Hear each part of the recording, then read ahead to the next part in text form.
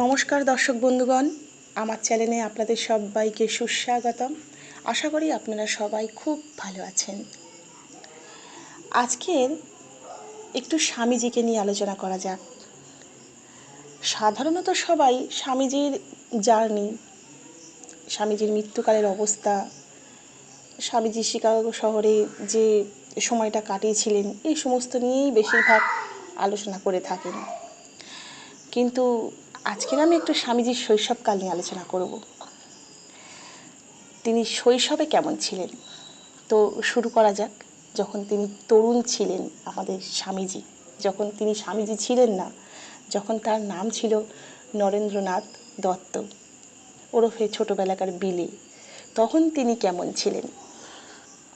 তো বহু ঘটনা আছে, এরকম একটা ঘটনা আজকের বলবো। সেটি হচ্ছে, একদিন এক তরুণ বালক কলকাতার রাস্তা দিয়ে হেঁটে যাচ্ছিল। হঠাৎ সে একটা বিশাল হইচই শুনতে পেল। ব্যাপারটা কি? তারপর সে দেখতে পেল যে একখানা গরুর গাড়ি দ্রুত বেগে রাস্তা দিয়ে ছুটে যাচ্ছে।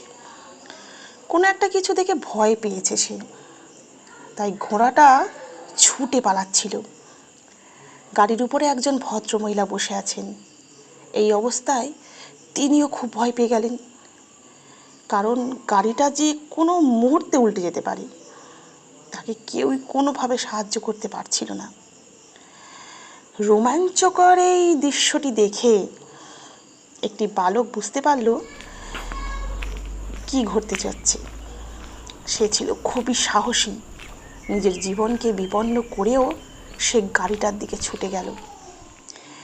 এবার সে ঘোড়ার লাগামটাকে ধরে ঘোড়াটাকে থামালো। বিপদ থেকে রক্ষা পেয়ে ভদ্রমহিলা ওই তরুণ বালকটির প্রতি খুবই কৃতজ্ঞতা প্রকাশ করলেন। তাকে বললেন, ধন্যবাদ, তোমার সাহসিকতার জন্য আমি সত্যি গর্বিত। তুমি এতটুকু বালক হয়েও আজকের আমার যে উপকার করেছো, আমি তা কখনো ভুলবো না। কে তরুণ বালক? তখন তার নাম ছিল নরেন্দ্রনাথ। হ্যাঁ, আমাদের স্বামীজি। পরবর্তী জীবনে এই বালকটিই হয়ে উঠলেন বিশ্ববিখ্যাত সন্ন্যাসী স্বামী বিবেকানন্দ। কলকাতার সিমলাপল্লীর প্রসিদ্ধ দত্ত বংশে তার জন্ম হয়। তার বাবা শ্রীযুক্ত বিশ্বনাথ দত্ত ছিলেন একজন নামকরা অ্যাটর্নি, অর্থাৎ তিনি একজন আইনজীবী ছিলেন। তিনি বহু বিষয়ে সুপণ্ডিত ছিলেন এবং সকলেই তাকে বেশ সম্মান করত। তার স্ত্রীর নাম ছিল শ্রীমতী ভুবনেশ্বরী দেবী। রূপে এবং চরিত্র মাধুর্যে তিনি ছিলেন রানী রাসমণির মতন। সকলেই তাকে ভালোবাসতেন এবং শ্রদ্ধা করতেন। 1873 খ্রিস্টাব্দে 12 জানুয়ারি তারিখে বিশ্বনাথ দত্ত ও ভুবনেশ্বরী দেবীর প্রথম পুত্র জন্ম নিলেন এবং তারা পুত্রের নাম রাখলেন নরেন্দ্রনাথ। নরেন ছোটবেলায় খুব দুষ্টু ছিল। কখনো কখনো ভুবনেশ্বরী দেবী তার দুষ্টুমিকে সামলাতে পারতেন না, বড় কষ্ট করে তাকে শান্ত করতে হতো।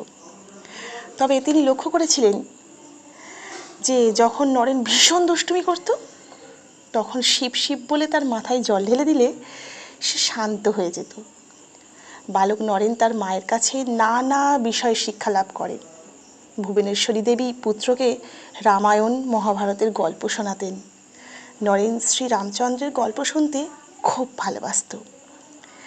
সে রাম সীতার একটা যুগল মূর্তি কিনে এনে ফুল দিয়ে পুজো করত। তার রামায়ণ পাঠ শুনতে খুব ভালো লাগতো।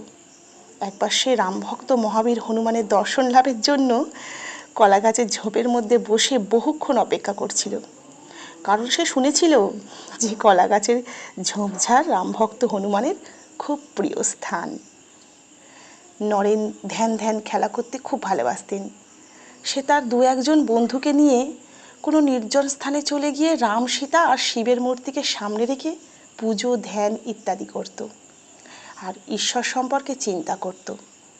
এভাবে ধ্যান ও চিন্তা করতে করতে সে একেবারে বাহ্য জ্ঞান হারিয়ে ফেলত। তার চারপাশে কোনো কিছুই অনুভব করতে পারত না। একদিন যখন সে ধ্যান করছিল, ঠিক তখন একটা গোখরো সাপ তার সামনে এসে পড়ল। অন্যান্য ছেলেরা ভয়ে ছুটে পালালো, কিন্তু নরেন সেখানেই স্থির হয়ে বসে থাকলো। বন্ধুরা চিৎকার করে ডাকলো, আরে নরেন, এই নরেন! কিন্তু সে কিছুই শুনতে পেল না। কিছুক্ষণ পরে সাপটা চলে গেল। পরে নরেনের মা বাবা তাকে জিজ্ঞাসা করেছিল সে কেন পালিয়ে যায়নি। উত্তরে নরেন বলল, আমি সাপটা ব্যাপারে কিছুই টের পাইনি। তখন আমি এক গভীর আনন্দে মত্ত ছিলাম। এই হলো আমাদের নরেন। ছেলেবেলায় তার বিভিন্ন যে সমস্ত দুষ্টুমি, বিভিন্ন পর্যায়ে যে সমস্ত জ্ঞানান্তরে ছোট্ট বালক নরেন আস্তে আস্তে বড় হয়ে আমাদের বিবেকানন্দ হয়, তারই গল্প আমি ধীরে ধীরে আপনাদের সঙ্গে করব। আজকের এটুকুই। আবার আসবো আমাদের দুষ্টু নরেনকে নিয়ে আরও কিছু গল্প করতে। ততক্ষণের জন্য আপনাদের সবার কাছে আমি নমস্কার জানাচ্ছি, এবং যদি এই ভিডিওটি ভালো লাগে আপনারা অবশ্যই লাইক করবেন, শেয়ার করবেন, আমাকে কমেন্টে জানাবেন যে কেমন লেগেছে, আর আমার চ্যানেলটিকে অবশ্যই সাবস্ক্রাইব করে নেবেন। নমস্কার।